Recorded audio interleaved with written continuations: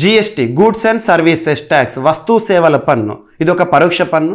భారతదేశంలో జీఎస్టీని అమల్లోకి తీసుకురావడానికి దేశంలోనే అత్యున్నత చట్టమైన రాజ్యాంగాన్ని 101వ రాజ్యాంగ సవరణ చట్టం 2016 ద్వారా సవరించడం జరిగింది.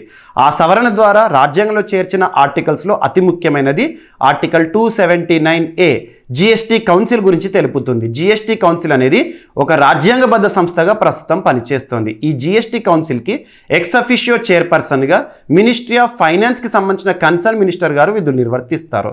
మరి దేశంలో జీఎస్టీ ఎప్పటి నుండి అమల్లోకి వచ్చిందంటే జూలై 1, 2017 నుండి. మరి జీఎస్టీకి సంబంధించి ప్రతి నెల కూడా మనం వార్తల్లో గణాంకాలను చూస్తూ ఉంటాము. ఇప్పటివరకు జీఎస్టీ అమల్లోకి వచ్చినప్పటి నుండి highest GST collections for single మంత్గా ఏప్రిల్ 2025 పేరిట ఒక రికార్డు ఉంది.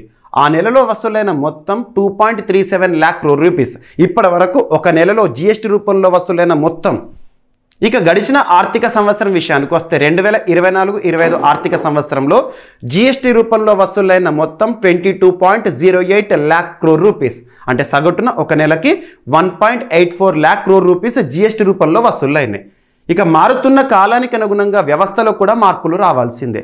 అలా జీఎస్టీకి సంబంధించి జీఎస్టీ సంస్కరణలను 2025 సెప్టెంబర్ 22 నుండి భారత ప్రభుత్వం అమల్లోకి తీసుకొచ్చింది. ఈ పాయింట్స్ పైన పోటీ పరీక్షల కోణంలో ప్రత్యేకంగా శ్రద్ధ చూపండి.